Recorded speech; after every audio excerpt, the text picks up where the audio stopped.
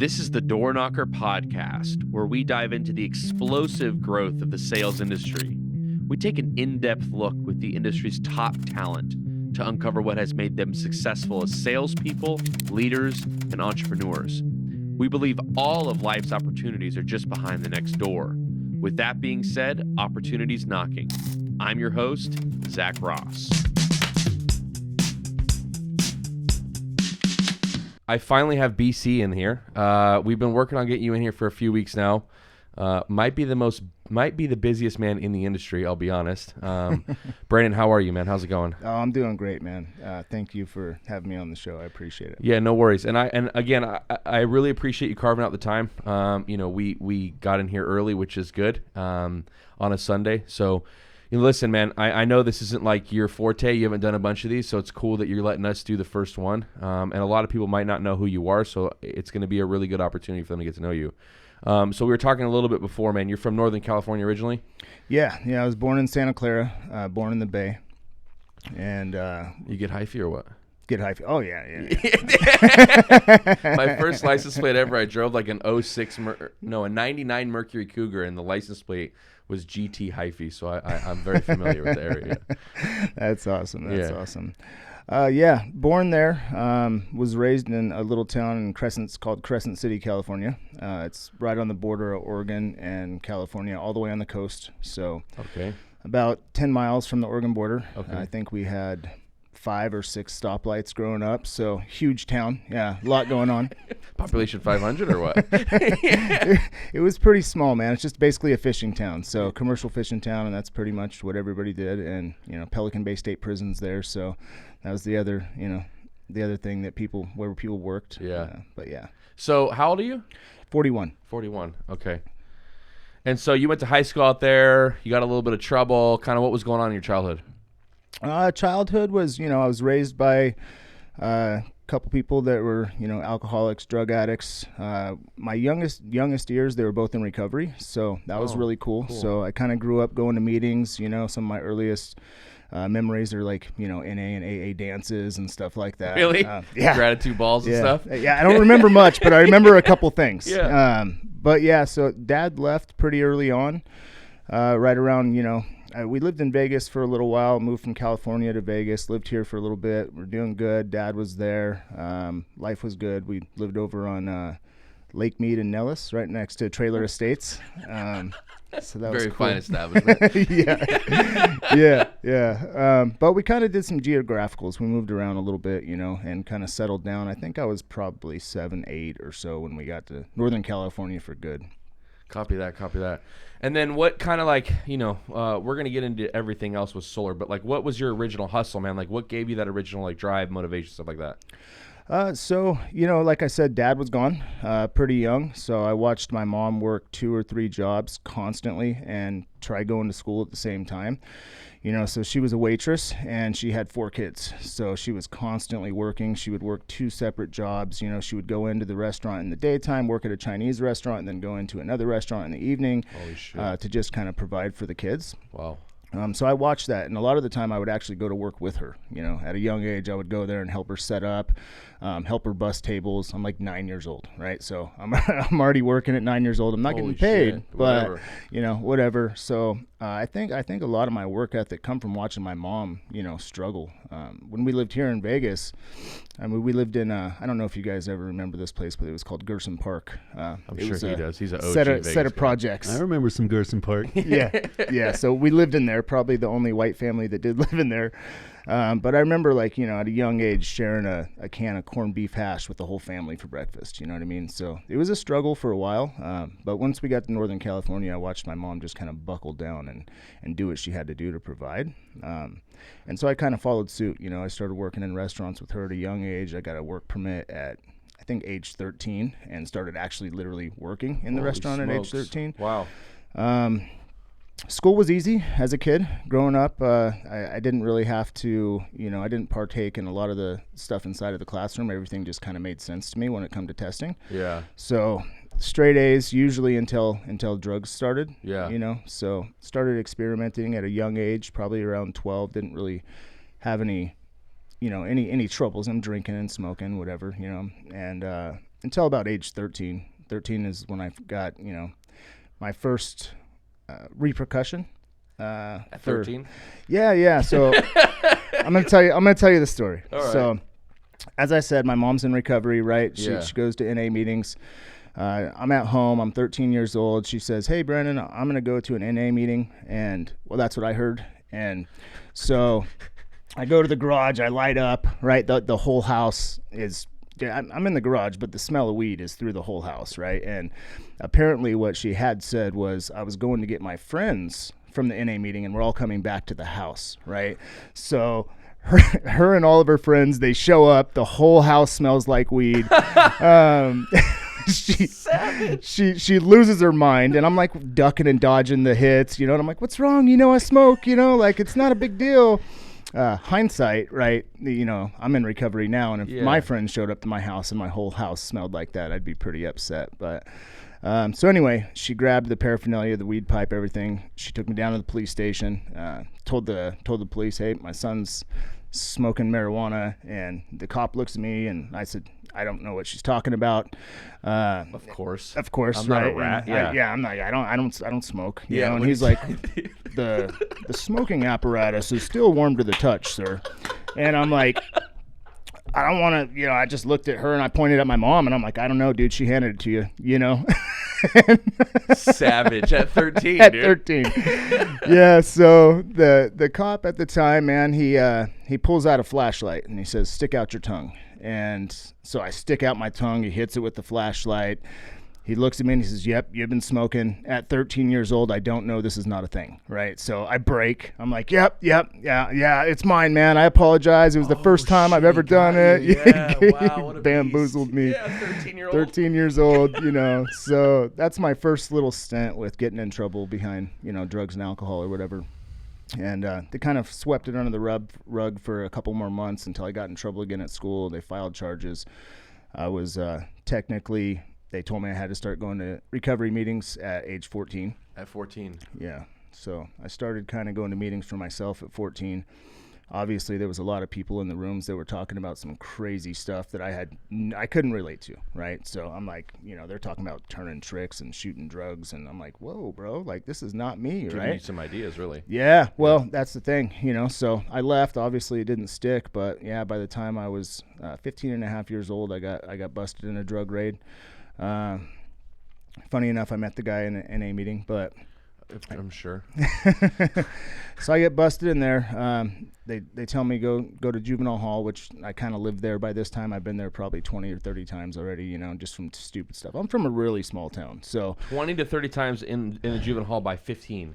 Yeah. Wow. Yeah. I've been there quite a bit, but you know what? I had a really rough probation officer, and I would egg a car or miss an hour of school, and she would come pick me up and take me for the weekend. So, a lot of it was I wasn't committing crimes. I wasn't a criminal. I wasn't just being a little kid. I was just being a kid, But this time, I got busted inside of the house, and I'm like, I'm here working out with the guy. I don't know what you're talking about, but I'm on probation, so they drug test me. And, the town is so small, they can't even test the urine there in this town. So they have to send it to Eureka, California. So a few days later, they call me. They're like, yep, you're off the scale with methamphetamines. And, I'm like, I'm sure maybe you mixed up my test with the other guy's test. And they're like, nope, he's off the scale with methamphetamines too. So, you're going to have to go turn yourself in.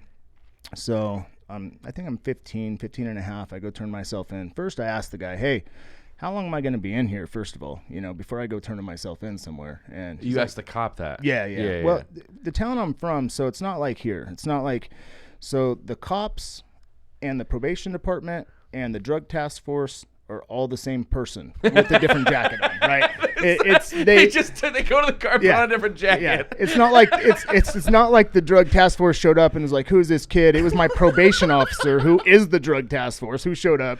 And it's so funny, dude. So anyway, I go turn myself in, right? I say, okay, I'll go in there for the weekend. They tell me you'll be in there in the weekend, and I get out like 2.5 years later, something like that, and 18. It was a super long weekend. Wow. But yeah, so that was kind of my childhood in a nutshell. I started working, started getting in trouble, ended up, incarcerated. I escaped from the first two places they sent me. So the third place I landed, I was there for about 1.5 years. and it was called Barrow Boys Ranch in Gasky, California. They finally put me far enough up in the middle of nowhere where I couldn't escape, right? Did you ever go to Youth Authority? That was the threat. So that was the threat. The Gladiator School? Barrow Boys Ranch is a California Youth Authority associated facility, but it's just not the prison yet. So that's what they said. They said, hey, man, if you do this one more time, anything else, you leave from this place, you're going straight to California Youth Authority until you're 18, and then you're going to go serve the rest of your time, in real prison. And that was enough for me to, okay, I'm going to stay this time. Oh, really? Yeah. So I stayed. Cool program. I learned a lot. I got in shape. They made us run miles and miles and miles a day, get up at the crack of dawn and work out every single morning. Kind of like a boot camp or something, really? That's exactly honestly? What it is. It's a boot camp. Yeah. So, it was a boot camp. I loved it. After I was there for a little bit, I hated it at first. Really? But, after I got into the groove, I was like, oh, this is actually pretty cool.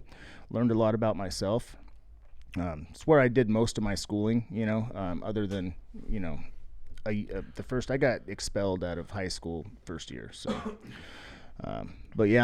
so 18 years old, I go to court. They're about to let me out. I have 1 credit left that I need in history and 1 proficiency test, and I graduate, and they say, hey, do you want to stay an extra week and knock this stuff out so you can get a diploma before you leave here, or do you want to go home? And I'm like, I want to go home. I'm sick of this place by now. I'm ready. Yeah. So I leave, man, and I went to court, and I told the judge, hey, this is the deal. I will move out of this state, and I will never come back to this town if you just let me off of paper and let me go. And me and my whole family moved the day after I got out to Las Vegas, Nevada for good. What year was that? 1999. So you were 18 by then? 19? Yeah, it was 98, 99. I think it was like October, November of 98. I remember because 99 I went and seen, it was like Ozzy Osbourne and, Pantera, Sick. 99 concert. Like, yeah, dude. Like an Ozfest type deal? Yeah. Out here? Yep, out here, yeah. So, okay, you're one of 4. Yep. And are you the oldest, middle? Where are you at? I'm the oldest. Oldest. Yeah. Do any of your other siblings have any, issues, let's say? My sister, the youngest, the baby. So what was it like for them to see you? You know what I'm saying? Like, what was it like for them during this time to kind of see you, roughing and toughing and stuff? Yeah, it was probably really hard, man. They would come visit me at all these places that I was locked up at and stuff. And the cool part about it is I think it scared my brothers, my 2 brothers that were right underneath me enough to kind of stay away from the hard drugs. They both dilly-dabbled, and unfortunately, they've both been to prison, but they never got involved in the hard drugs. They've been to prison for getting in a fight, and somebody got hurt. Yeah. So when you came here, you guys came here. Now that's kind of funny that your mom is just like, yeah, let's go, and then pack up bags and let's run it. So your mom, it seems like a pretty incredible woman to have your back at that, even throughout that time, right? Right. So was your mom still staying sober during this time? Was she still working a couple of jobs and all that kind of stuff? Yeah, she was still working 2 jobs. Actually, by the time we left, I think she had gotten a manager position. So she was managing a restaurant at that time. So she front of house stuff, just overseeing everything. Yeah, she overseen all the other servers and did the books, and she managed the restaurant. She also went to school for a while for business while she was working at both jobs. Wow. I don't think she graduated or anything, but she learned enough to get a manager position at work. So dude, the older we get, bro, I come from a single mom. She only had me, which I think we're about the same in the terrorists that we were when we were kids. Yeah. But I can. The reason I'm asking is just because I can just relate so much. And I'm sure there's plenty of people that are going to listen. But the older I'm getting, I'm only 31. But the older I get, the more I realize, holy shit, what it would have taken. Because my mom had me at 36, right? Which is a little bit older in retrospect. But I can't. I've been thinking about it a lot lately. Just as our team's growing here, my relationship with my girlfriend's growing, my life's getting bigger.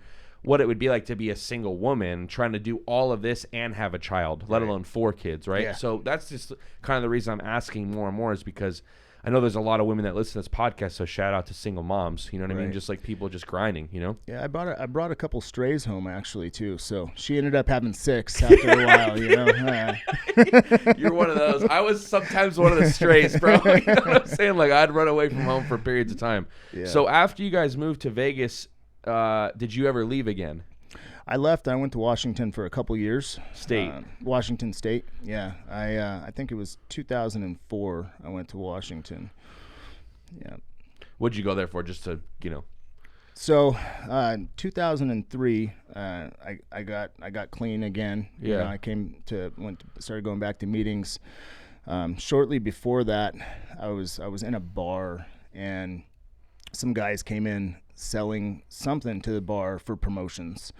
And I just asked the guy that came in, I'm like, yeah, I didn't have a job. You know, I was on a run, and I'm like, I could probably do that. You know, I could come into bars and, sell people stuff. That looks cigarettes or something or what? No, dude, it was so weird. It was like, remote control products and book sets and laser pens and just random stuff, right? What? Yeah, and they were like just selling them to the bar so they can give them away in giveaways. You know how bars have like little competitions, or you could put your, so they were selling them to the bar for that reason. But I ended up getting the guy's card, and in 2003 when I get clean, I called the number on the card, and the number on the card was for a company called DS Max, and they had a bunch of different divisions. It was a door knocking company. They just knocked doors, right? So they were just knocking businesses. B2B. Yeah, business to business, door knocking. So I got involved in that in 2003. By the time 2004 hit, I got promoted to owner, and they sent me to Washington to open up my own location for door-to-door sales. Like a little franchise thing. It's kind of like a franchise. Yeah. It was just really, it's kind of a, district manager is what you would really call it. They just called it owner. Yeah, like profit sharing, stuff like that. Probably why they call it owner. Yep. So what was that like going to Washington and doing that? So it was pretty cool. Let me tell you how they promoted it to me, though. So we're in Vegas. I'm doing really good. I built the team, kind of like now. A lot of my team or the high performers are from recovery, right? And so they tell me, hey, man, you want to get out of the summer heat? And I say, absolutely. And they said, you want to go somewhere where there's no sales tax? And I said, oh, yeah. And next thing they said is, you want to go? Well, we got this place. We have this location where the guy that was there before wasn't able to hold it down, and they have 3 cities. Oh, no. 3 cities that you have a whole territory to yourself, 3 cities. And I'm like, this sounds amazing. Yeah. So I never went there. I never went and checked it out. I never looked it up. I just trusted that, like, yeah, this is going to be great. Had the owner from Portland, Oregon go down, get me a building, get me a warehouse, all that stuff, sign the lease on everything. And I show up to this place called Tri-Cities, Washington. And I get there, and it's in the middle of winter. And they're right. It's not hot, but there's like 2 feet of snow on the ground. And no. Apparently Tri-Cities means 3 really, really, really small towns. So there was not a whole lot of territory. So it's not like Seattle and Portland. It's like... No, it's like 3 Pahrumps. Oh, no. It's really, really, really small. But it was cool. I had my own little territory, I made it happen. So, yeah, I went there and started that business, and, just instantly. Cool part about being in a small town is nobody had jobs. So, oh, shit. Back then to recruit, we would just put an ad in a newspaper, right? And then since there's no jobs, I would literally have a line from my lobby would be full of 15, 20 people, and then I would have a line to the end of the complex, like the retail front. I had a retail front and a warehouse in the back. Shit. So I would literally bring people in and do 3, 4 interviews at the same time and just fear lost people. I'd be like, yeah, thanks for coming in. You go ahead and stand back for a second, and it was pretty cool as far as recruiting goes, but not a whole lot of territory. So this is your first endeavor in door-to-door. Yes. First time you've ever get into it, and it's selling just random stuff. Yeah. So the company, we had a ton of divisions. There was, cell phone divisions and power and, cable divisions, and there was divisions where they would post up and they would set up a tent at a gas station with, car wash. And there was a ton of divisions. My division was called Product or Innovage. So what the company did, it bought the rights to like Disney or Warner Brothers, and they would, print a million books in China for $2, and then they would send them to all the offices throughout the United States and give us a cost of $6. And you're supposed to go out and sell them for $10 a pop, and you give your guys a commission and you keep the rest of it. And but I sold everything for $20 and up. I'm not doing that. That's ridiculous. There's $70 price tags on each one of these book sets. That's $160. I'm selling them in sets for $20-$30 at a time. So are you going to bars and stuff? Like, who are you selling that to? So we went business to business, but I learned pretty early that, I can sell these to anybody. It was usually to get, the business to start putting them in for resale because they're wholesale prices. And I'm like, okay, so I'm going for production, and I'm going to like Lake Mead and Martin Luther King to Mario's Market and popping my trunk, right? And bumping some rap music and calling people to the trunk like, what's up, dude? No way, dude. When I'm trying to hit production. But then I would do apartments and I would do houses, on the weekends because the businesses are shut down. Wow. So I would just go door to door, and instead of selling, 5 cases at a time, I'm just selling 2 or 3 pieces, 4 pieces at a time. And, and the markup on that's a little bit better, obviously, because I'm selling, making more money that way. That's beast mode, bro. That's beast mode. That's like one of those stories you hear, like Gary Vee, who talked about selling gum at school. That's like, I got mad respect for that, bro. So you're selling this stuff in Washington. I'm guessing you're probably the best in the company. Like, are you top producer there too? I'm top producer out of Vegas, right? So yeah, when I started, there was 6 or 8 people that were shooting for management. Obviously, in the first few months, I passed all those guys by. By 6 months, I'm assistant manager, and then manager, and then within a year or so, they promote me to having my own location. So yeah, I did. I passed everybody else up in the company, but and then obviously probably the most profitable guy around too. Yeah. They got really mad in those territories, yeah, because in Vegas we would call it stroking, where we were charging twice the price of what we're supposed to charge as a company. But because there's no other businesses around Vegas, there's no other offices around Vegas, we got away with it pretty easy. But when I went to Washington, there's an office in, Portland, Oregon. There's one in Beaverton, Oregon. There's all these guys around me, but because the territories are so small, we would run road trips into Yakima and Pendleton. Every single day I had to run road trips. I had to do basically what we call blitzes. Yeah. Every single day. And so we would cross territories, and all these guys would go into my territory, and they'd be like, dude, you sold everybody in this whole place book sets for $20 and the cost is 10, and we're coming in behind you at 10, and they're like telling us, like all this stuff. And I'm like, yeah, man, well, that's not my problem. Maybe you should put a little bit more value on your product. It says it's $160. I'm not going to stop and start selling low just because you do, like that's not my thing. So you're giving me some inspiration right now, bro. I'm loving this. I know everyone that listens to it gets a lot out of it, but I'm getting a lot out of this right now. The cool thing is you just hear this. What my takeaway from that is just a man who goes out and just creates opportunity. And that's that abundance mindset, man. So, where you come from, and just to that point in the story, you're literally finding a way. And like what I love about what we do in our industry is we literally go out into the world and create commerce. We create business from thin air as human beings. Yeah. And it's really cool to hear this part of your story and to kind of know where you're at now. And, I'm excited to get into the rest of it, but I just want to do a takeaway on that, man. That's just you go out and creating a way, making a way, not sitting around and waiting for it, and then making a price too. I think that's amazing. Yeah. Yeah, it was great. Yeah, not letting anybody, especially in that time period. I mean, you're thinking about 2004, like, you're talking about like Razor flip phones. Like, there's no Facebook yet. There's probably MySpace. I don't know. I was 14. I can't really remember either. Yeah. So like Lee just said perfectly. It's like, yeah, dude, you're in newspaper ads and shit like that, like old school, real door to door. I mean, at the end of the day, that's real door to door. Now it's like, we do knock, but like we have other forms of the ability to create revenue too, right? Right. So how long did you have the Washington deal, and then what happened after that?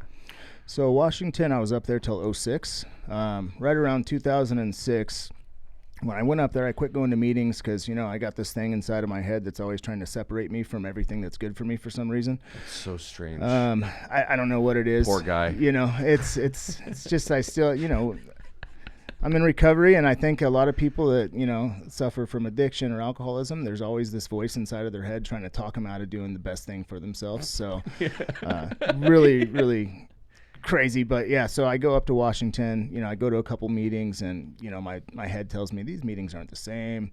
You're successful, you don't need these meetings. And I'm like, yeah, you're right, head, this is a great idea. I should not go to meetings. I should just focus on business. And so I did. And and back then making $200, $300, $400, $500 a day was great money.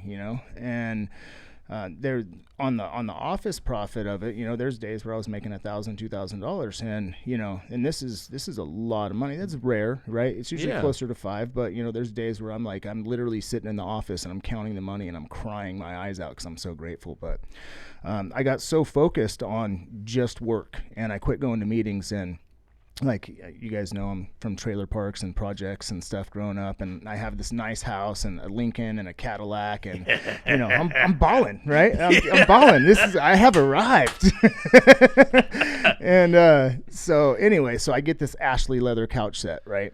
And I put it in the house. Never had Ashley. It's hand me down, my whole life. But this Ashley thing is just so cool, and I also have a pit bull. And I come home from work one day, and my pit bull had eaten my couch, right? And it had looked like it had snowed. The whole everything was covered in white, the little stuff that's inside of the couch. And, so I'm chasing the dog around, yelling at the dog. My girl at the time is yelling, "Run, Elvis, run!" And I'm an Elvis Presley fan, so same female dog named Elvis, Love that. Thought it was great. But love that. Anyway, so I'm about 3.5 years in the company. Life is great. Everything is going really good. We go to Applebee's. I'm telling her I'm getting rid of the dog. She's like, "You can't get rid of the dog." And I look up on the table there, and there's a little thing that says Long Island iced tea, and instantly my brain says, "You know what? You're not an alcoholic. You're a drug addict." Yeah, you can have a Long Island iced tea, and it's not really. It's like 7 alcohol, but it tastes like iced tea. It's no big deal. I've never had one. had one. It's an iced tea, right? Yep. And and it's this thing inside of my head, right? And so I look up a little bit further, and it says top shelf Long Island iced tea. So now my ego gets involved, right? My ego's like, "Oh, you can afford a top shelf Long Island iced tea," and brain telling me, "Hey, you deserve it. Everybody in the industry, they all drink, they all smoke. You got this. Everything is good. Maybe it was a stint." And so I ordered the top shelf Long Island iced tea. And that same voice inside of my head that told me, "Hey, you're not an alcoholic. You're a drug addict. You can handle it. You deserve it." The alcohol hadn't even hit my stomach yet before it told me, "You know what? You done messed up now. You need to go get what you want." Yeah. Right? Might as well just go all the way. So that was pretty much the demise of that company and business. And, within a couple months, I was locked inside of the bathroom at this.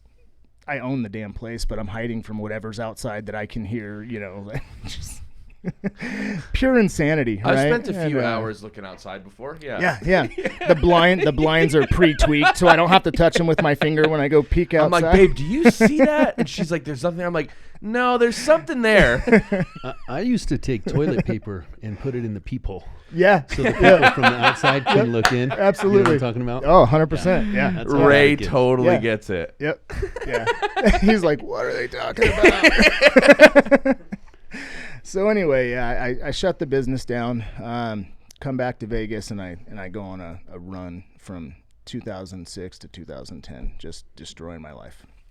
And that's pretty much it for that. And then 2010, I finally come to a crossroad where I'm sitting in front of like my sister's house, and I think I just robbed her house or something, something stupid like I do. And I have her gun in my lap that I'd stolen, and my head's telling me, "You know what? You should probably just pull the trigger, dude. Yeah. Just end it. Like this obviously, if you're going to keep living a life like this, and this is what life is going to be like, we need to just get this over with." And thank God that I had some, prior experience in recovery, and there was another voice that comes inside of my head and says, "That's a very permanent solution to a momentary problem, to a very temporary problem," right? And maybe you should try to go back to one of those meetings. And so I did. I came back to recovery in 2010. I'm dirt broke. I don't have anything, nothing going on. So I get up a little bit of money, and I take a U-Haul down to Los Angeles. And so in Los Angeles, they have this little thing called the Alley. Yep. You know what the Alley is. So it's just a bunch of, it's like a huge indoor-outdoor swap meet where I you lived could buy downtown. everything. My girl and I lived on 7th and Main. That was my last big runner, was right there downtown off Skid Row. Yep. I would literally go to Skid Row and hang out. I'd always put my hood up, and then we lived in like a high rise on like the 9th floor, but I like fit in way more with the people on Skid Row, and the guys on Skid Row would look at me like, what are you doing here? You know what I mean? Go ahead. Yeah. So I know what you're talking about. No, yeah, you know exactly what I'm talking about. So anyway, I go down there and I buy a bunch of products down there at wholesale. Tell the guy I'll take all of these and I'll take all of those. What's the best price you can give? Come back here and start going door to door, you know, to generate a little bit of income, to get me out of the hole where I'm in. And let me stop you real quick. So how did you find out about the alley? From somebody else in the business. So from what you were doing before. Yep.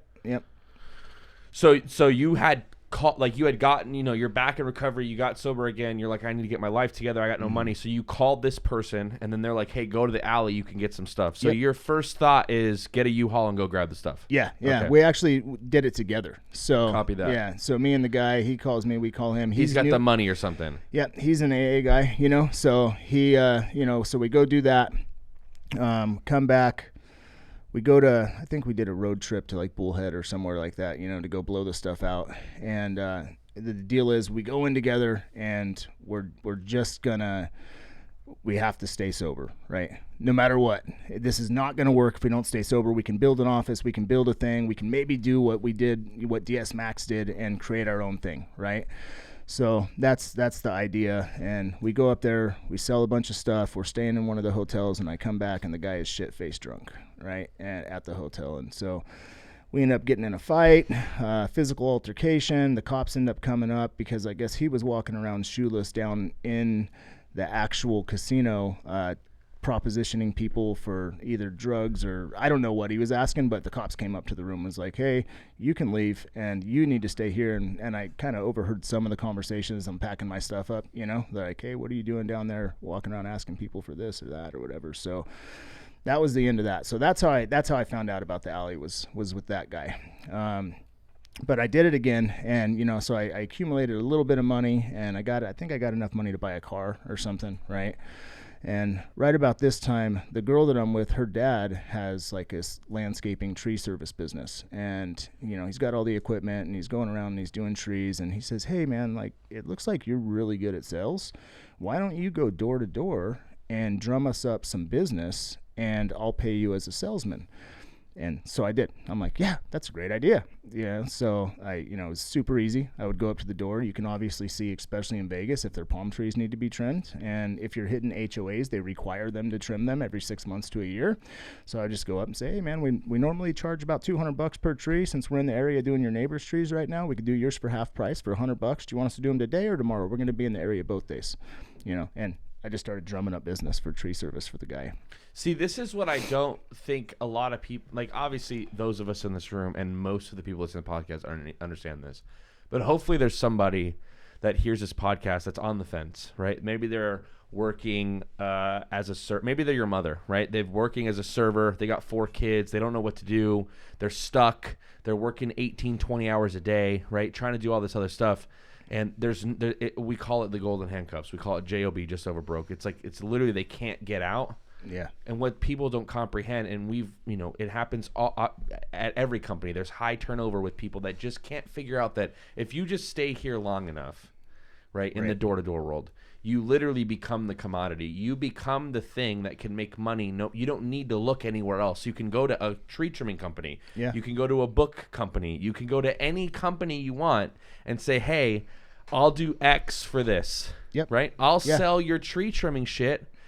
And that's a beautiful thing, right? Yeah. That's a beautiful thing. So it's almost like you want to beat somebody over the head with it sometimes. You're like, bro, you don't understand. Because what you want is to go back to the comfortable $15 an hour job.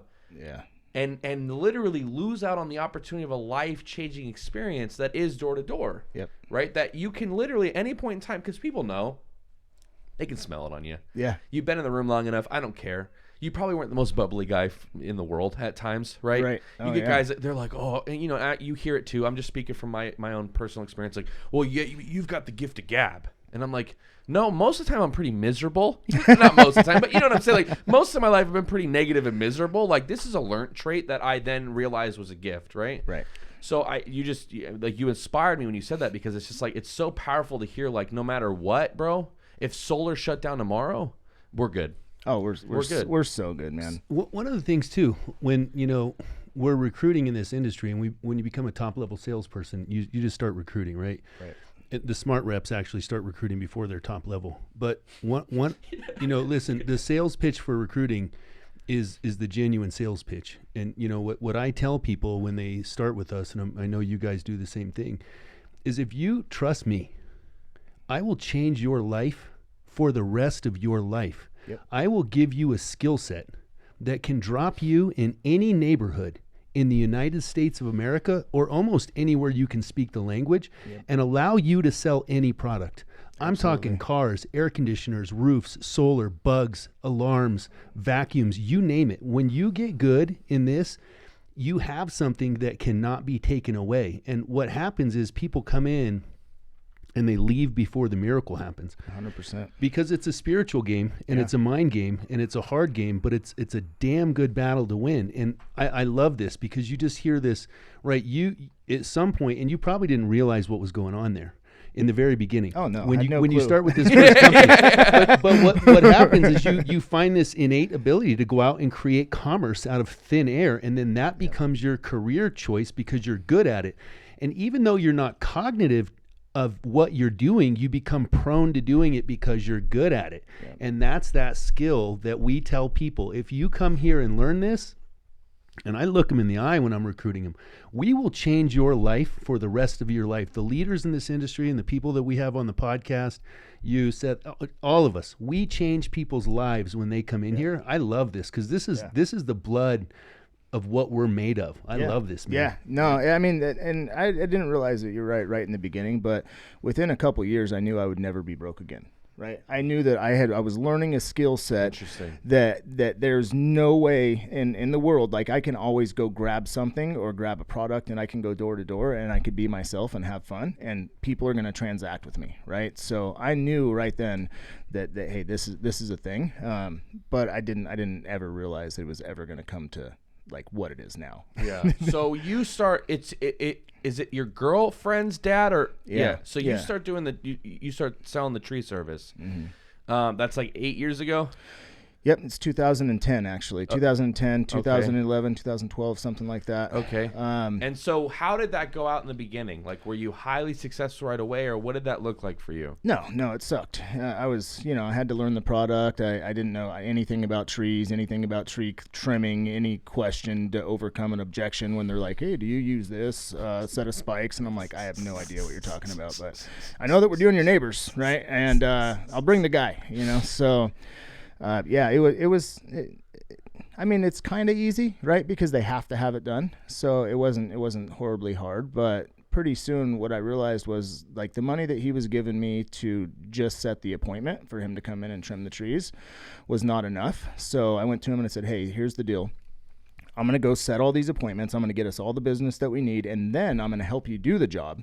So I'm going to go change my shirt. I'm going to put on, a pair of jeans, a pair of boots, and I'm going to come and I'm going to clean up every bit of this mess that you make afterwards, and I'll help the other guys, but I want a bigger cut, right? I want some money." And he said, "Okay." So we did that for a little bit, and he was kind of unreliable, and so I kind of started off on my own thing, went and got a truck, went and got a trailer, said, you know what, I had enough money where I can just go buy all the tools. So I went and bought all the equipment to do it myself. I learned, through helping him do the job instead of just selling the job and going out there and doing the physical labor with him, started climbing trees, started learning how to climb the trees and, use the chainsaws and all that stuff. And then I just started doing it kind of by myself, right? And so we would still work together here and there. We both had our own thing. We would do big jobs together.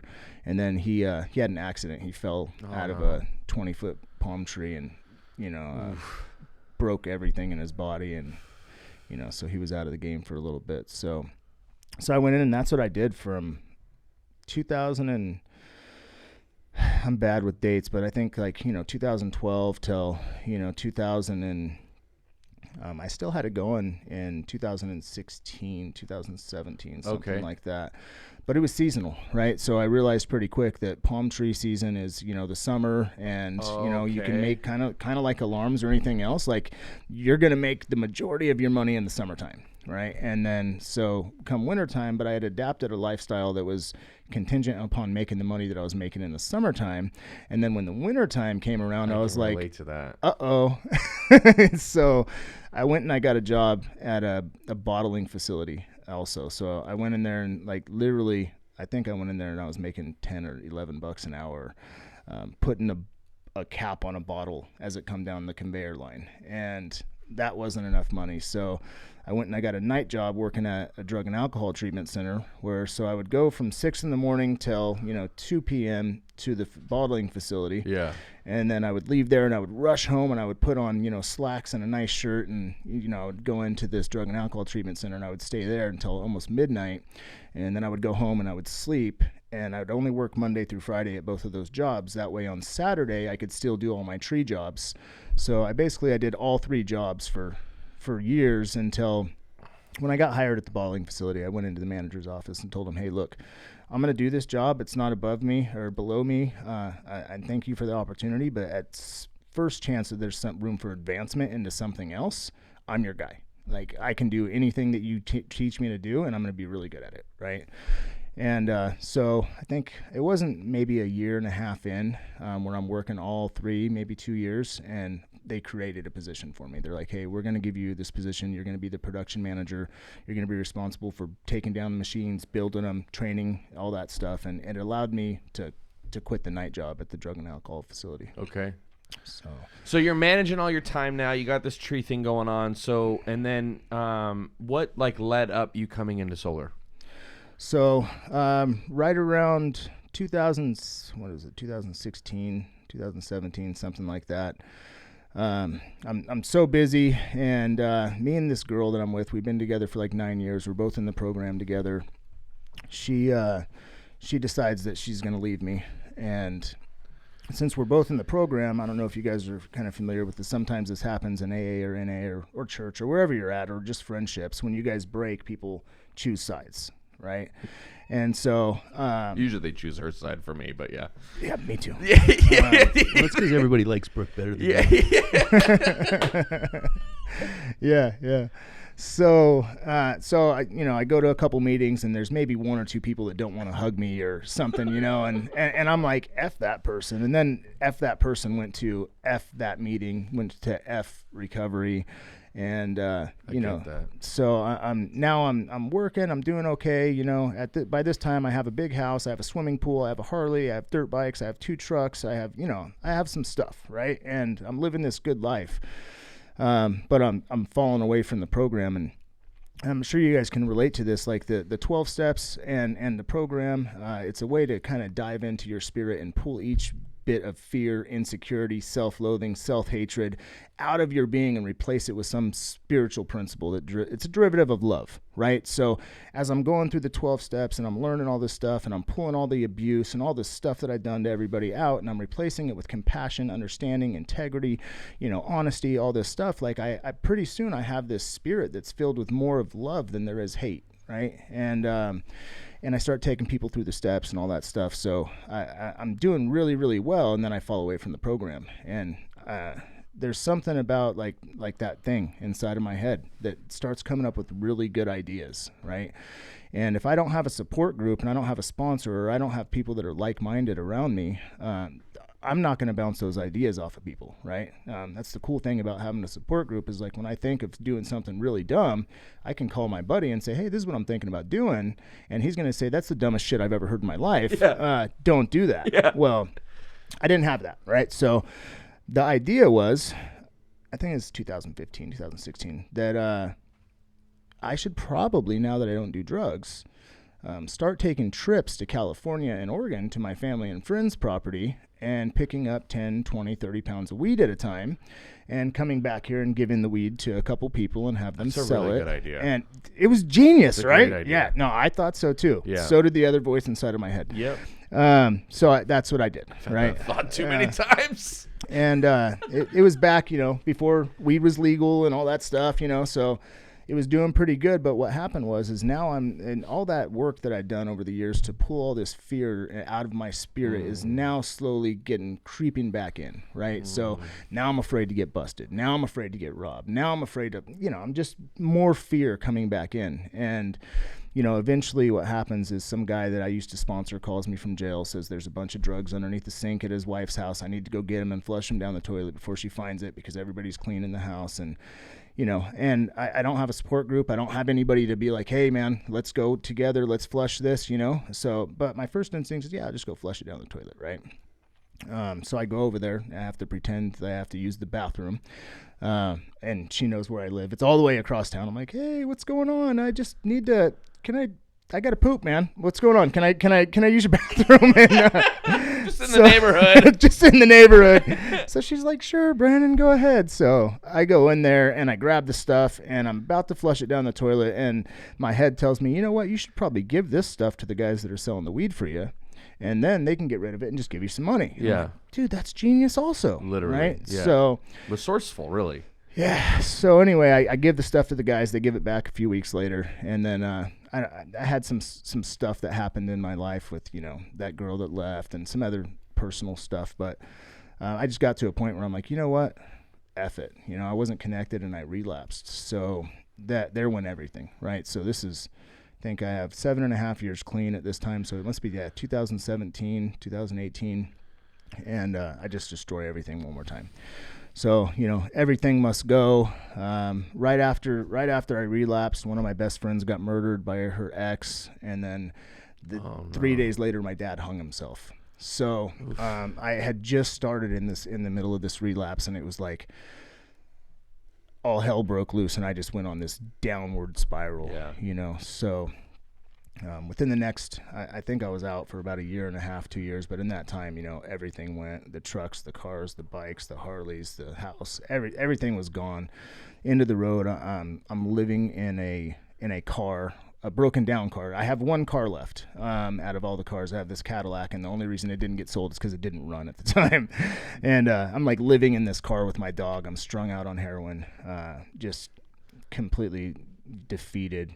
Multiple drug cases, one more time, possession cases and all this stuff. And so that was I think 2018 into 2018, early 2019. I had caught enough cases, and the girl that I'm with now had caught enough cases to where she was going to go to prison, and she signed a deal saying, hey, like, we'll suspend the sentence, but if you use again, you're going for 3 to 5 years or whatever it was. And it was the jarring experience that I needed. Like, okay, if I don't care enough about myself, because I had destroyed everything, right? I had really good credit when I was clean. So I had between me and her $140,000 in credit card debt, right? And I just didn't know how I was ever going to pull myself out of this. Wow. I had no idea. Like I was just like that. There's no way to crawl out of this hole. You've done it this time. Like just. I was going to die like that, and I was cool with it, right? Yeah. I was just like, that's just what it is, But thank God for Las Vegas Metropolitan Police Department and, everything that they did for us. I'm super grateful for them now. Wow. At the time, I wasn't. Now, saving grace. God works through people, and so really cool that, 2019, I came back into meetings. I got enough money together, borrowing money from family members and stuff to get some tools and start trimming trees again. Okay. So I start going door to door, trimming trees, and got enough money to get into a place and a truck and a tray. I still had the same trailer, thank God, but all that stuff. And I'm clean for about a year when all of a sudden, like, I don't know, solar just starts popping up. It just starts coming into my head. I'm seeing, solar on houses. I'm seeing ads. I'm seeing solar, and I'm like, I really, really want to do this. And my idea of it at the time was, you know what? I'm going to sell the tree trimming job. I'm going to pitch them on solar, and then I'm going to come install the solar on their house. And there's got to be some good money in that, right? I had no idea what the money was like. None. And so not too long after that, I go visit my brother in Wisconsin. He's getting married, and, I'm talking to him about what's going on. And he's like, yeah, I'm in school for renewable energy, man. You should really check out this solar thing. And I'm like, dude, I want to. I'm looking at it. I don't know how I'm going to do it, but I want to install solar, man. It just seems like it's the future. And A couple weeks later, I come back to Vegas. I'm driving on the freeway. I'm in my truck, and this song's on the radio from Shinedown, and it's called A Fly from the Inside. And the lyrics to the song are, I found a way to steal the sun from the sky.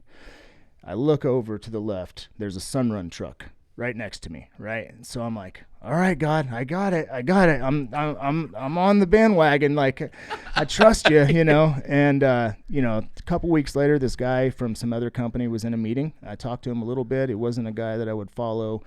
Didn't really make sense, the stuff that he was saying. Oh, I'm going to make $1 million this year. And I'm like, I don't trust that, and I don't really like you. So I didn't really pick his brain too much. About, I don't know, maybe a week or two later, this girl comes and shows up to a meeting, and she's wearing a Sunrun lanyard, and I'd just seen the Sunrun truck, and I'm like, this is the one, right? And she has a Legacy shirt on and a Sunrun lanyard, and I'm like, yes. I have no idea what Legacy is, but I talked to the girl. We go out to eat dinner. She's kind of breaking everything down for me. She shows me a couple paychecks, and I'm like, I am in, and I'm going to be really good at this. I promise you. You need to get me in front of somebody. And this goes on for a few weeks of me trying to get in front of somebody. And that's ironic. She's like, I think she's in and out of the program is what's going on. Hold on. I got to cut in here just really quick. Yeah. Because we talked before the podcast. Yeah. And when we're talking about, we've done this, and Ty said it on his podcast when, there's this 19-year-old kid with this really long hair and these funny shorts. So I want you to describe the way you looked when you were talking to her, because when it comes to recruiting, right now we have Brandon Cotrell with us here. We know what you've done, right? And our listeners are going to get to hear what an absolute monster you are. But I want you to describe the look, because the look is important. We can't always judge the book by its cover. Yeah. And I think it's relevant here because of the way you looked. And then this person's like, maybe you can't do this because the way you look, but then here we are. So what did you look like? So when I'm pitching her on this, right? Hey, I'm going to be really good at this. I have a beard that's down to here, right? Are you serious? Yeah. I'm like, usually now I'm always clean shaven. So those it's that just are November listening, right now, his so beard I'm went down to like where his nipples are. Keep going. Yeah, this huge beard. Yeah. I'm covered every time she's seen me. I'm covered in sawdust because I just got done trimming a bunch of trees because I'm trimming trees. I'm going door to door to drum up business for this tree service. It's trimming trees. I'm wearing steel toe boots, jeans with holes in them because I've hit myself with the chainsaw so many times.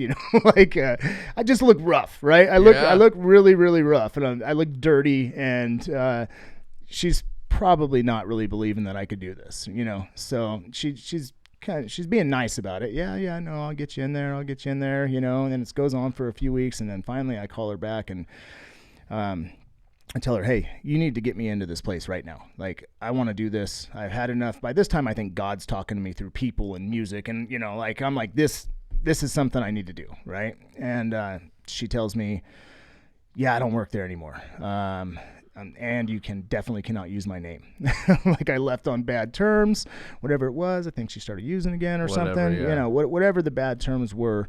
She told me you can't go there, and you definitely can't use my name, and I'm sorry. And at that point, I said, this is what you need to do. You need to text me the address right now, and you need to tell me what time they're going to be there, and I am going to show up. And she's like, please don't use my name, and sent me the address. So yeah, I just showed up. I showed up to the office. All the sales that I'd ever done and all the management that I'd ever done, I'd always had to wear a 3-piece suit, right? So I show up to the office to Correlation in a 3-piece suit. No, you did not. I wish I was there. Oh, God. With the beard, or did you shave the beard? No, I think I'd shaven the beard. Yep, okay. The beard's gone. I'm like, hey, I got to get cleaned up, shave the beard off. Showed up to Correlation, 3-piece suit, and I'm sitting there, and people are starting to show up, and everybody's in gym shorts and polos, and yeah, of course. They're just getting out of the gym, or they're just getting ready to go knock. They're either in nice shorts and polos, and I'm like, oh, I'm such an idiot. Oh my God, why did I wear this suit? And I think it's January or February, so it's definitely not hot outside, but I'm sweating profusely just because I'm so embarrassed. I'm sitting in the middle of this core, and I'm like, oh, this is horrible. And so they go through their Correlation. After Correlation, I just went up to, obviously, the manager, Seth, and said, hey, my name is Brandon Cotrell. I'm going to be really good at this. How do I get started? And Seth was running Correlation at that time. Yeah, Seth was sitting in the back of the room at that time, but somebody else was running Correlation. But yeah, I went up to him and his partner at the time and said, hey, how do I get started? And they said, what's your email? And onboarded me on the spot. And so when was that? That was January, February of 2019. Okay. So they hired you, then what? You became a setter? How'd that work out? Yeah, so back then we didn't really have setters. So back then it was a mentor program. So you would come in, you would have a mentor, you would have to get 5 deals closed, and then if you're ready to close, you just start closing after 5 deals, which in turn absolutely makes no sense now. Hindsight, right? Why do you think that? Because most people are not ready to start closing after 5 deals, right? There's some exceptions to the rule. There's some people that are just really smart or really good or have been selling door to door for multiple years. But I seen this over and over in our office is what would happen is we'd bring people in. They were phenomenal at setting appointments. They were just an absolute beast on the doors. And then they would set the appointments, and then after 5 or 6 deals, since the whole thing about the company is this mentor thing, and you're kind of pushed to start closing after 5 deals, is that they were absolutely no good at closing yet because they didn't have enough information. They didn't know the sales cycle. They didn't know how to get the job done. They just weren't ready. Right? So those people would go out and try to close their own deals, and those people would blow the business, right? They wouldn't, this isn't for me. And if they would have continued setting for another 20, 30 deals or even 6 months or a year and just banked up a ton of money and kept pouring into learning how to do the sales cycle and learning, what's going on with solar, and they would have probably still been in the business, right? And they'd probably be a beast because they were really good at setting appointments, It's probably a give and take, right? Because you got some people that they come in, they hit, and then they want to become a closer right away, and then right. So I get it's it's probably case by, but I get where you're coming from for sure. Yeah. So how long did it take you to get to 5? So for me, I was still doing trees, right? I was not bought in. I'd seen the checks and I seen the stuff, but my idea coming into solar, this is what my goals were. My goals were personally, I was $90,000 in credit card debt, right? My goal was to come into solar. I'm going to continue to do trees on the weekdays, and then on the weekends, I'm going to knock for solar. And if I could just make $4,000 a month, I can pay off my debt in a year. Yeah, that's my goal. Yeah, that's my goal coming into solar. I mean, really, yeah. So in the beginning, I'm just knocking a couple days a week. I'm setting a appointment here or there. I went online. So Legacy has this thing called Legacy University, and they have this whole training platform that's all just videos from top performers. So I would go work all day, doing trees, and I would come home for 2 or 3 hours every single night, and I would just drill information into my brain. So that way, by the time the weekend got there, I could go out and practice.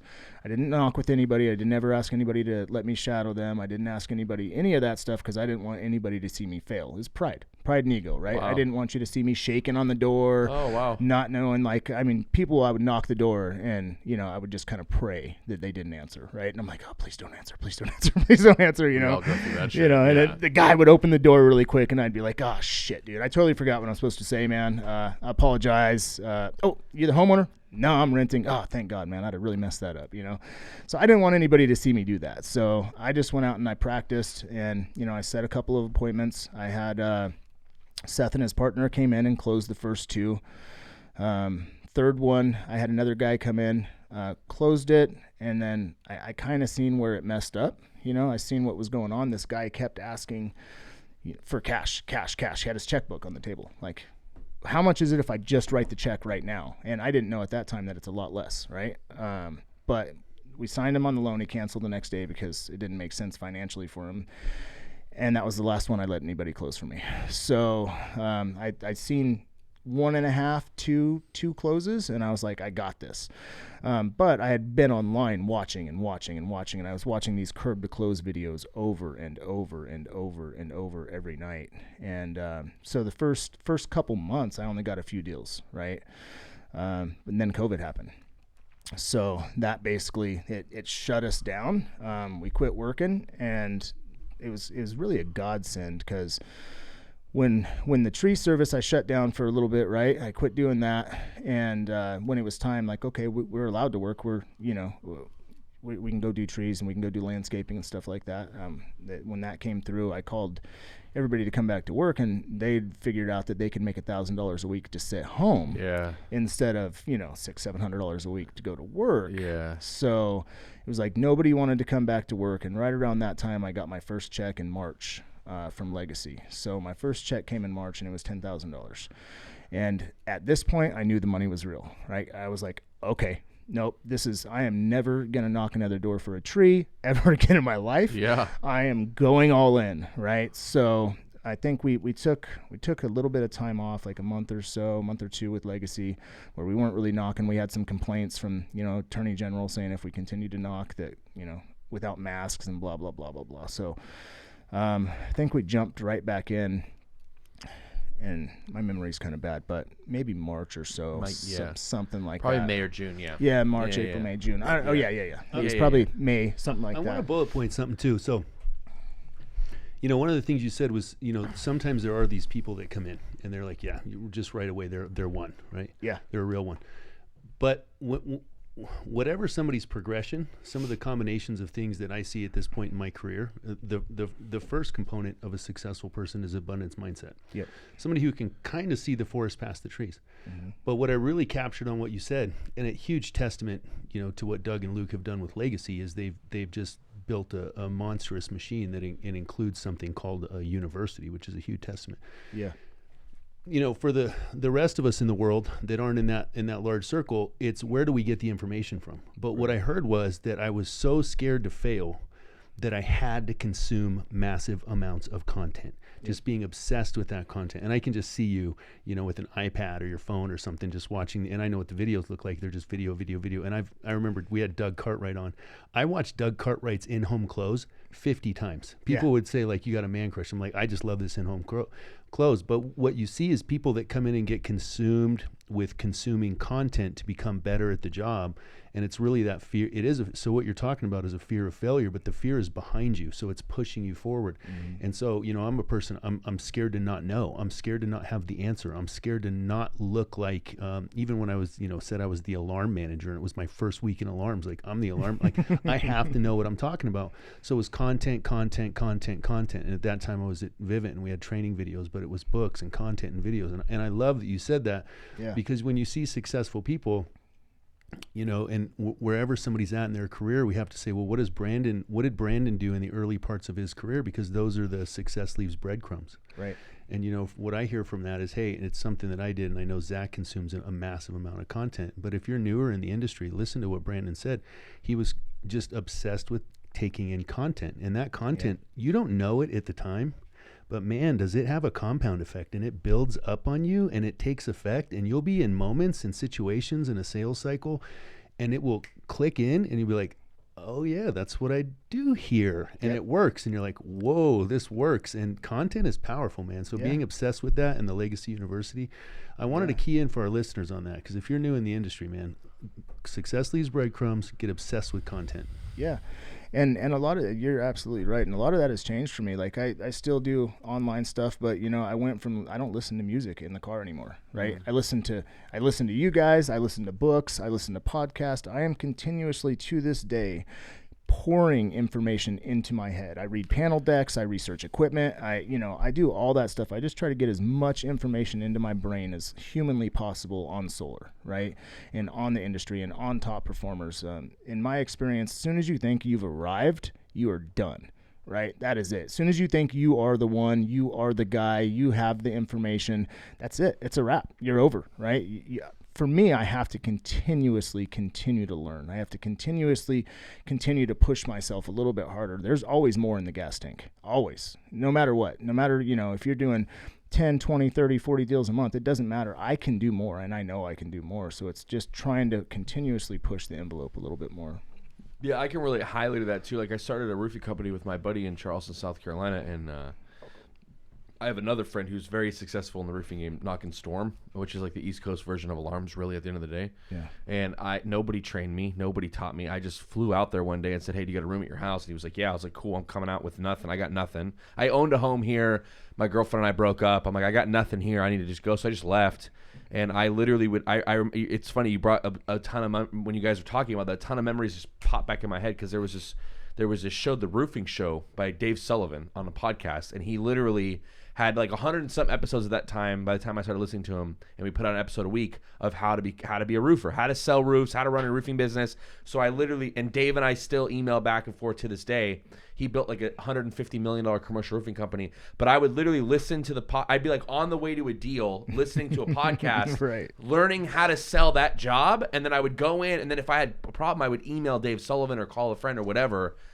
But that's where because dude, I taught myself. It's funny because there's like all these courses on how to literally, and I just like literally just was like learned all of it in a month, and then because people don't see the high level, they don't see the execution. They think like, oh well, Brandon just got lucky, right? Like, oh, Lee just got lucky. Like they're just lucky.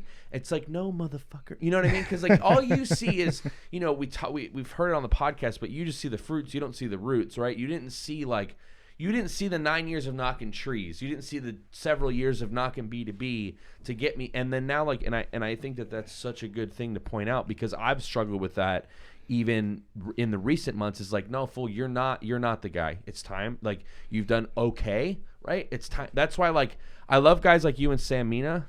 And because like we're both in the same spot right now, right? We're both still on the trenches, still on the doors, and you guys do quadruple sometimes, right? And so I'm like, okay, like I'm watching you two. That's why I think too, like we talk about this at the office a lot. It's like I don't look at you guys and when you did 40 in a month and go, oh, I suck. I need to go home. I go, okay, so it's possible, right? Yeah. It's like that whole story of the guy that first did the first 4-minute mile or the first 6-minute mile or whatever that thing is in Brian Tracy. Like, oh, it became a real thing, right? So that's why, and I text Sam Mina that all the time because we had him on the podcast. He's 20-something years old.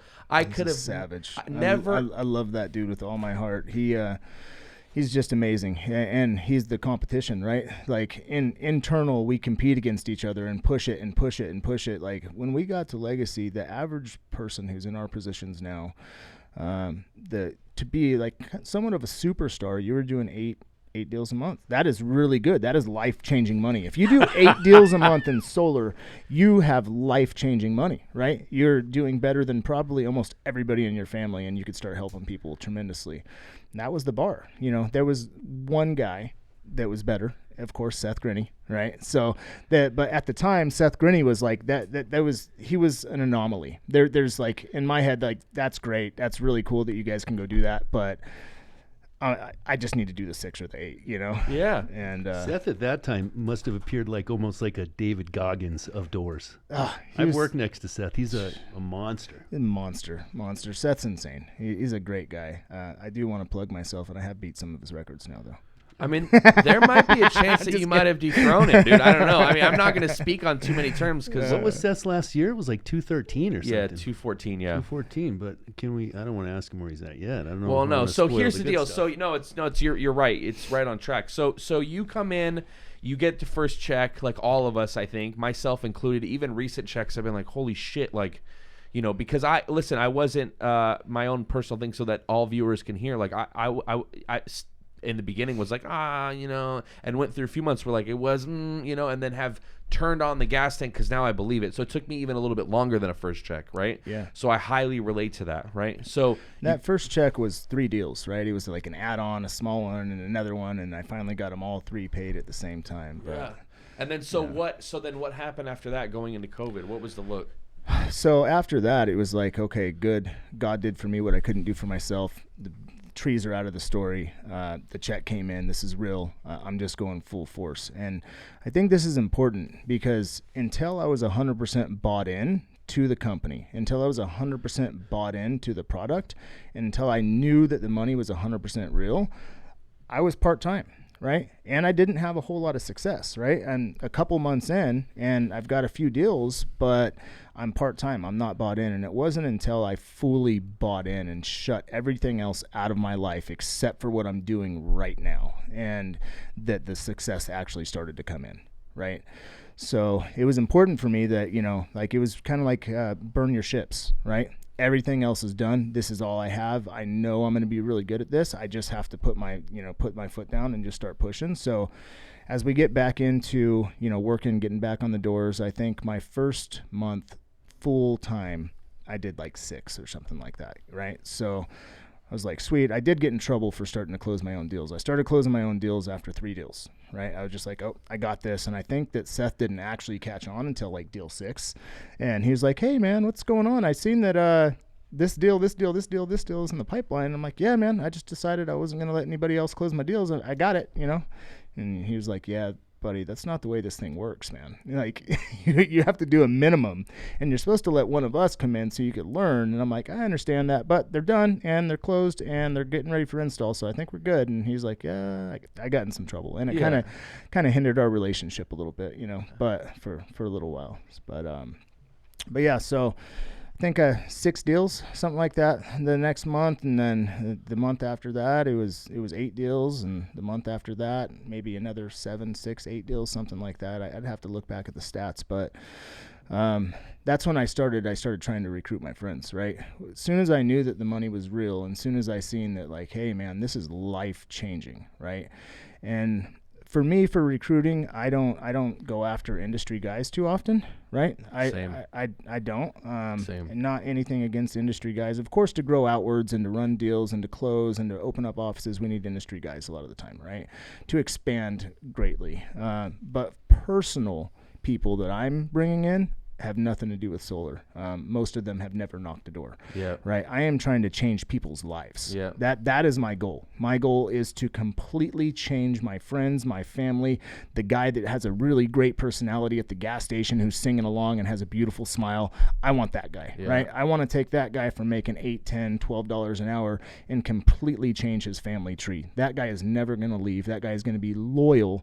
And that guy, I mean, you're going to change somebody's life. Like that's the cool thing for me about this industry is that I can literally not only have my life changed, my family's life changed, my friends' lives changed, but that just continues to roll on and roll over from person to generation to generation. It is life changing, and those people, industry guys, sometimes they're assholes, right? Yeah. Let's just be frank. They want a bunch of stuff. They want a sign-on bonus. They're this great thing, and they want this, and they want that, and they want a bunch of stuff. And, you know, sometimes they're really grateful, and sometimes they're not. However, a guy that's working $15, $20 an hour job that's really good at his job, he's high level, and, you know, obviously he's doing really well for himself, and they love him. He's a hard worker.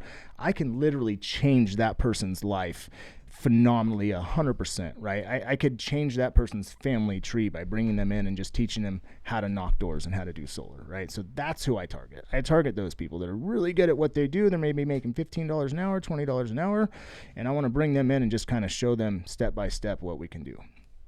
So super powerful, dude. Super powerful. And I feel Lee, and I know Lee does too, because we are, you know, work together side by side on this whole endeavor, and you know, anytime you try to recruit someone in the industry, it's just like, God, shut up. You know, we actually had one kid finally come in that I brought in from the industry in the door game that literally told us the truth, right? Like, yeah, I do like 4 or 5 a month, which we respect that. Like, oh, thanks for telling me the truth. Yeah. You know, like, thanks for being honest. Right. Because every other motherfucker, I remember when I first started bringing people to Lee, because I'm the setter, he's the closer, in recruiting in the beginning, right? Yeah, so I'm just setting appointments, right? Boom, boom, boom, boom, boom. And we'll take them out. I'm like, oh, this guy's, you know, because I'm thinking, oh, this guy's, because I don't know. Listen, I was listening to a podcast on the way here, dude. I am a laydown in sales. If you're a good salesman and you sell me, I'm a laydown, dude. I'll buy. Me too. I'm a complete laydown. A laydown. Love buying stuff. Love buying shit. Me too. Love being sold. The whole. My girlfriend's always like, "What's going on?" And I'm like, "Ah, you know." Yeah. Yeah. And I would bring these guys in front of Lee, and I'm like, "Yeah, he's fucking killing it." And the guy's like, "Yeah, I'm doing 15 a month, and I got a team of 6 guys." And I'm like, "This is gonna be. We're gonna recruit 7 dudes right now. Oh my god, I'm a beast. I'm the best." In the middle of the lunch, I'm like getting uncomfortable, right? Because Lee's like doing inventory with them, and he's doing the sales cycle with them, and he's like, "So let's talk about last month. How many deals did you do last month?" And they're like, "Well, I did like 3 or 4." He goes, "So did you do 3 or did you do 4?" He's like, "Well, I did 3." "Oh, okay, cool. Month before that?" "Well, I did like 5." Right? So then all of a sudden, it's not 15. You did 15 one time, maybe years ago, ancient moons ago. And the 6 guys you allegedly had, you really have 3, but they're not even working for you. They're at another company that you know, you know. And then the funny part is those guys never call you back.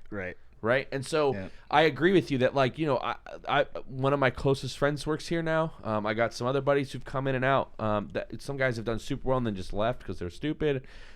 guys that I'm currently working on all the time because I grew up here, man. I'm from here. You know what I mean? I got a lot of my friends don't believe it still, which their time will come, right? Because eventually everyone's going to know, right? Oh, yeah. Eventually that's what I tell everyone in the office. In 3 to 5 years, you're going to be super grateful you got on top of the wave, you stood up on the board, and you rode it in. Yeah. Because everyone that comes in when the water hits the shore, because they're gonna all be like, oh, I need to get in now, right? It's like that fear of loss, like you were talking about. Yeah. So really powerful. So then, you cut out to the end of the year. So what did 2021 look like for you initially?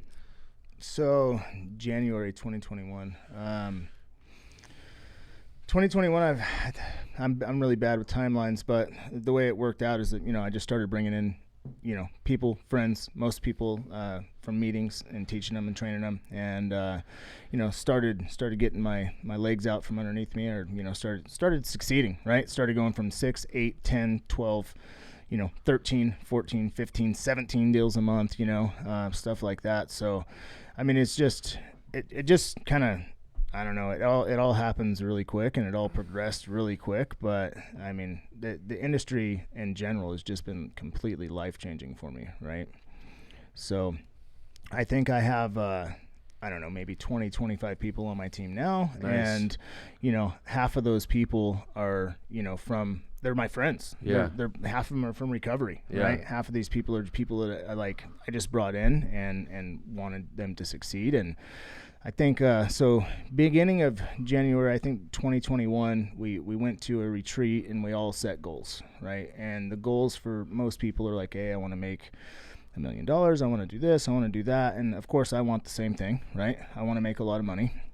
But my goal was, I want to help 10 people make 6 figures, right?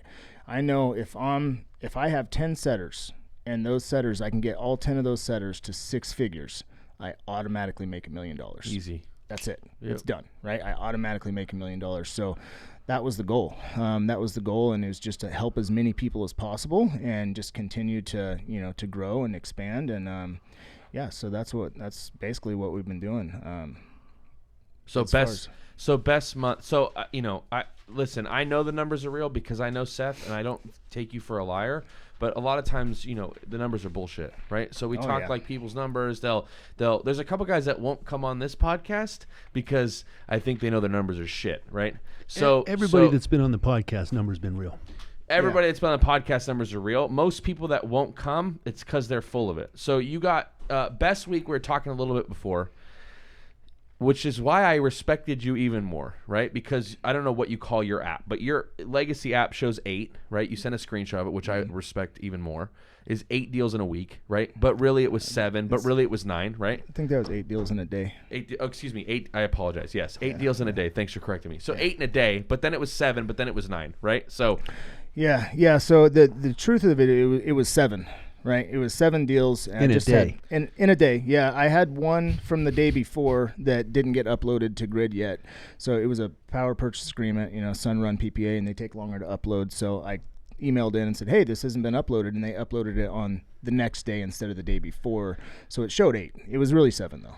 And then 22 in a week. Yeah. That's Yeah. More than some companies do in a month. Yeah. Right? I think the month before I had a 19 in a week as well. I remember that. Yeah. And then you did 40 in a month, which is August. Yeah. So what is your schedule like for 40 deals in a month? So I'm going to be honest, I work Monday through Saturday from 8 a.m. till 10 p.m. every single day. Right? I work anywhere from 12 to 16 hours a day every single day. Sundays is usually trying to be a day off, and it's never a day off, right? There's always, after I leave here, I have 2 appointments, right? And this is my day off. So a day off for me is 2 appointments. So yeah, that's my schedule. Those huge months though, just to kind of be clear, those months are months where I've planned that out, right? I'll get a team of 10 setters, and I'll do a blitz, and I'll go and I'll put everybody in a couple Airbnbs or one Airbnb. Say there's 7 setters and a couple closers, whatever, and we'll go to some small rinky-dink town that hasn't been knocked a whole lot, and we will just work. I will have the setters work like I work, right? Yeah. I'll have them work 10, 12 hours a day every single day. I'll knock with them the first day or 2. By the time the first day or 2 is up, my appointment is scheduled every other hour, every 2 hours, there's an appointment for 12 hours for a week straight. So I'm going in and I'm just appointment. So what do you like from door to close? Like how much time is it usually for signed all the way to signed? Is it 30 minutes, 45 minutes? I have a long sales cycle, man. So mine is generally an hour to an hour and a half. Same, yeah. Sometimes longer, right? Sometimes I've been in homes for 6 hours before. I've been in home for 3 hours before. Generally speaking, I can get through the sales cycle pretty quick, but I'm real big on building rapport, and I'm real big on being the expert. Right. So I probably bring up a ton of stuff that I shouldn't, right? I probably bring up a ton of stuff that if some people brought up the stuff that I brought up and didn't have the knowledge to back it up or the slide to back it up, that it's probably going to kill their deal. So my sales cycle is pretty long, but I want to establish a huge amount of trust. After the deal's signed, I don't get up and leave, right? I put everything away and we just talk. I'm having fun. I'm building rapport. I'm building a relationship. That's the cool thing about kind of being, and you guys can probably relate to this, is being in recovery. We've been through every angle of life. We've been to the lowest of the lows. We've been to the, lived on Fremont Street for a long time, lived on budget suite to budget suite, for years. And so I can deal with anybody and relate with anybody on any level. That's the thing that I love about my lifestyle, and like the lows and the highs that I've had is there's probably nobody in the world that I can talk to that I don't relate in some sense. I have a story, right? I have a story where they can tell me anything and I'm like, oh, I remember that, and we can build some rapport on it. But sales cycle is pretty long, man. I actually a lot longer than some people. I can speed it up. I can, if I'm in competition, I'm in and out within an hour, right? And I'm just trying to get the deals. But my experience has been a lot of the time with those deals, they cancel. Yeah. Right. If I just run in there and give them the information really quick and run out, I have to come back. Like I've learned to come back with a gift card right afterwards, as soon as I get some time. Right. I'm a talker too when I'm in a house. I mean, but what I've found is I have about an hour and a half sales cycle myself. I think most of our closers do. Is what you get is really low attrition, because ultimately in sales is a transfer of energy. And when you are knowledgeable, and I agree with you, there's some things that I talk about in my sales cycle where if somebody else talked about them in their sales cycle, they'd lose the deal. But I have a 90 plus.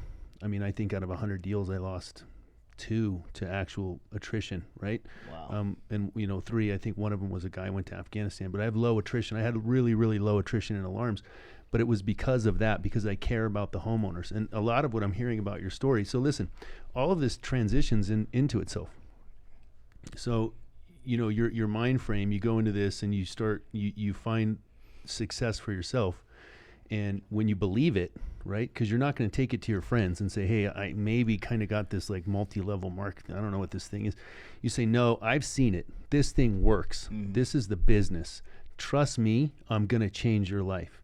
So that's one set of that abundance mindset where you're saying, hey, but your why is other people. I'm going to help you. And then you're walking into homes with, hey, I'm going to relate to you. I'm going to help you. I'm going to be the smartest guy in the room when it comes to solar so that I can make you feel comfortable about your purchase. So on one side, you care about your reps and your friends and your family members and changing lives and like changing those things. But on the other side, you care about your customers, right? And it's that fear of not knowing, but that delivers a huge impact to a homeowner because they trust you. Right. They trust the product. They know you're a real person and they're buying you. So that why really is congruent through both things. It's I'm going to help other people. And that's huge. So right. I love that you said that. And that's like one of the biggest things when I got here, in the industry, when I got with Legacy was the mission statement, right? The mission statement was creating an extraordinary customer experience while becoming the best version of yourself and helping others do the same. One of my first correlations, Seth came in, we did a meditation before we started correlation. My mind was blown, right? This is something I do on a daily basis already. And it was just like, oh my God, we just did a meditation at work? What is this? This is amazing, right? Like a week later, we did a gratitude list, which is something I do every single day already. And still to this day, I write a gratitude list, right? And that it was just like the industry and most, companies, that it's all about that. It's about doing the next right thing, helping the right person, you know. And don't get me wrong, there's a lot of people in the industry that are slimy and they're dirtbags and they're doing some shady stuff. That is not what I'm going to do, right? And that is what I train my people. We are going to sell with integrity. We are going to tell the truth. We are not going to lie. We are going to tell people exactly what this means and exactly what that tax credit means if they ask. And I don't care if we lose a deal. I'd rather lose a deal and have integrity than sell a slime ball deal, right? I'm not going to do that. I am never going to lie to a customer. I'm not going to, that is just not something that I'm built out of. But as a result, like my experience in not even just in sales, but in life is the more I do the next right thing for the right reason, the more good stuff happens in my life, the more fulfilled my life becomes, the more money I make, the more I could spread love, the more I could help other people. Like if I start going down the other road, it happened, right? I had a bright idea to start living out of integrity and start selling weed. And I ended up homeless with my dog in a Cadillac that didn't run, wondering how did I get here again, right? So what that tells me is that no matter what, man, I have to sell with the utmost integrity. I have to teach and I have to train with integrity. I have to be the best version of myself every single day, and I have to help other people do the same, right? So I carry that into the home. And the homeowners feel it. They know it. Like when I leave, if the homeowner Googles what I just told them, it is true, right? I don't have to worry about them canceling. I mean, Vegas is kind of saturated. You got to worry about somebody knocking behind me and beating price or something or whatever. But for the most part, like I build relationships with people inside of the home where they continue to text me and be my friend afterwards, where, they'll follow me on social media. Like I have this really cool story, and I'm going to tell it really quick. But I had I had this older couple in their 70s or 80s. I think they were 83 and 86, and Murray and Thelma. And I sold them, I think it was an ad or something, a lead or whatever. But I went over there and I sold them a solar system. And they loved me so much that, like, the lady would just start calling, right? She would call me up and, Brandon, I really wish you're in the neighborhood. And I'm like, why, what's going on, Thelma? She's like, well, for the life of me, I just can't figure out how to use this shower cleaner. And I'd be like, I'll be there in 4 hours, Thelma, and just drive back over there and help her figure out how to connect the spray bottle to the shower cleaner, right? And in hindsight, like she invites us to her 83rd wedding anniversary or whatever, or 63rd wedding anniversary or whatever it was, gives us the cake. At our sugar, at our age, we can't have a lot of sugar, so here you go, take the cake home and all this stuff. But those are the kind of relationships that I build. Yeah. Sad part of the story is they're both dead now, but as they were both dying, they literally called my cell phone about 10 times in the week that they died, right? That kind of relationship, that kind of integrity is what I like to have in the home, right? I want people to be comfortable with me, and we have to sell with integrity, man. Yeah. No, everything about that. Yeah. Sometimes I'll be in a house 4 or 5 hours. I mean, I don't care, Vivint calls it locking your feet in, but I get it. That's how, I cut my teeth selling in the South, and that's how you sell in the South. Literally, you don't set aside an hour. You have to set aside it because they're going to make you lunch. They're going to bring their friends over while you're there. They're going to refer you to all their friends. It's a different type of relationship that it is right here. So really, really powerful stuff. So I want to touch on a couple numbers first before we wrap up. But you've got 215 on the year, right? Yes. Projection for the year, what do you think you'll do? What total? Month is it? It's October, end of October. I'm shooting for 300. So what is 300 on the year? Right. I don't know if I don't think anyone's ever done that in solar. I don't know. I'd have to ask. I don't know. That might be a new industry record. You've already beaten Seth. Do you talk to him about that at all? Oh yeah. Is he getting his emotions about it? No, he loves it. He loves it, man. Yeah, I know. He always tells me about that. Yeah, he texts me and he's like, "Hey, man, at least I don't have to sit over here and be the old guy that's living in the past anymore. You beat the record, so keep beating them. There's still some other ones that I got to beat, but best months, best weeks, all that stuff I've already beat." So what's your forecast for you, man, personally? What do you see yourself in 5 years? What do you see going on? Where are you at with that?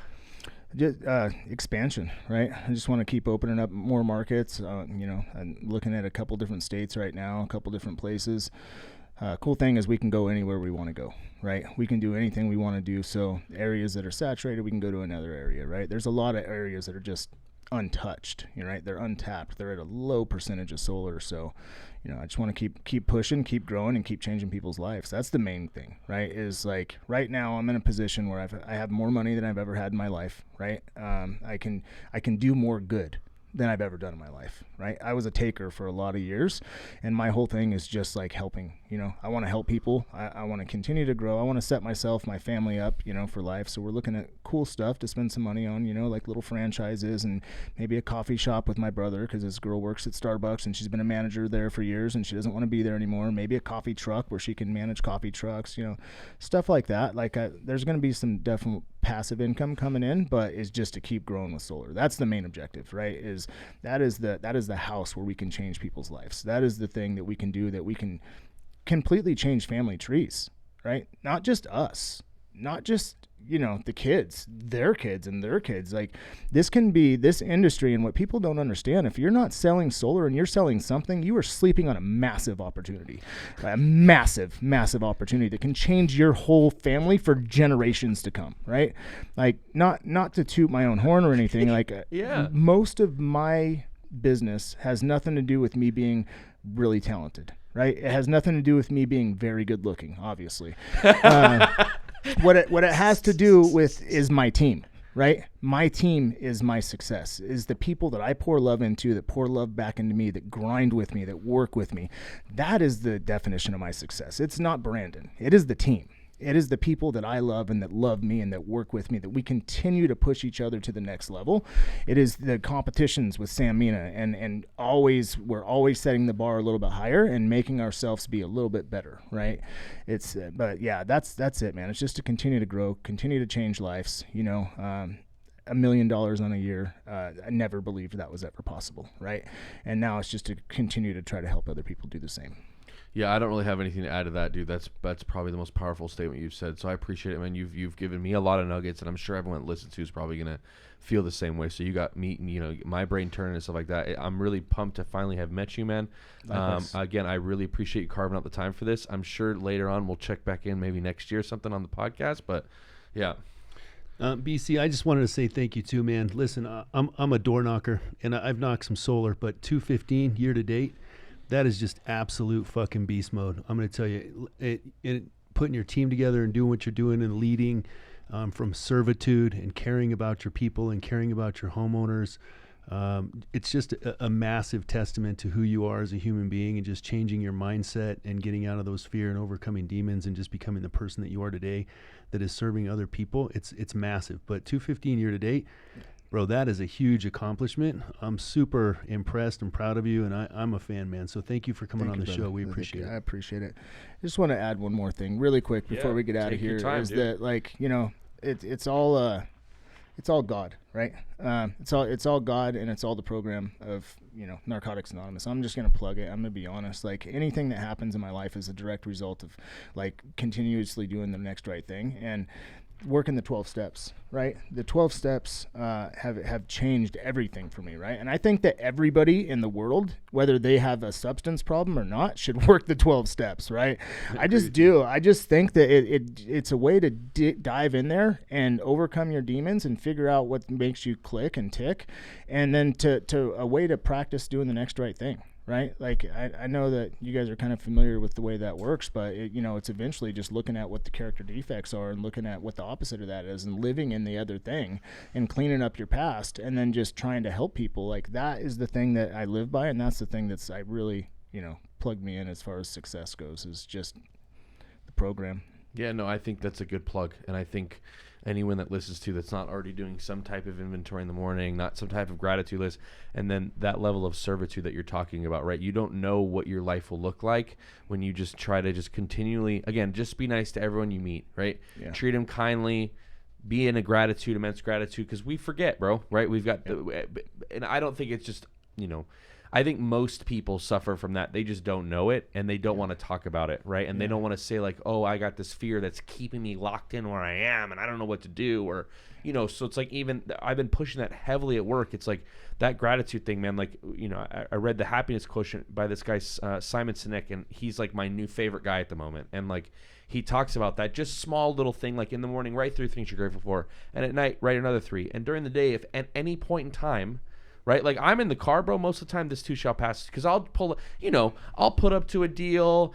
I'm like, God, this guy's not buying shit. Even still, right? And I'll have to just say something in the car, a quick little mantra, review what I'm grateful for that day. Like, why am I here, right? Because like you said something that I've been, because I have a new Post-it note on my mirror at the house I put up about 2 weeks ago. Is you don't know shit, right?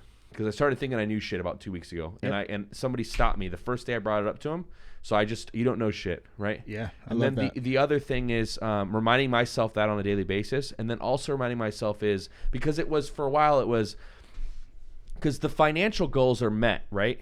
Yep. Like you talked about, the financial goals are met, and then but you talked about the goal being serving 10 people to get them to their financial goals being met.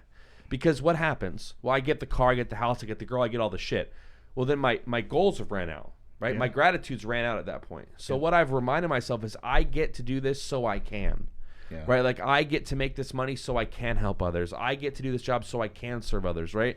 And I've had, because I'm a pretty negative guy and left to my own devices like you were talking about. I am, dude. If I'm left alone for too long, my life doesn't look so good, right? Yeah, and so the cool thing is I've tried to remind myself that, like, hey man, listen, I get to do this so I can serve more people, so I can change family trees, because most people think it's bullshit, except for my mother. My mother thinks this is like, she's happier. My mom's never been happy in her whole life, which has made this the coolest thing, is how happy she's become that this thing has changed it's going to change my family's life, literally. Oh, yeah. It's already changed her life, right? Right. And so, what you said is so true and so powerful. And if you don't have any kind of routine, you're listening to this, man, get a routine, man. Yeah. You can find us on the podcast, on the Instagram. I mean, all these guys are available, right? We're all online. Find us, hit us up. There's multiple people like this, right? Yeah. So you said it's, I think that's probably one of the key things, right? Is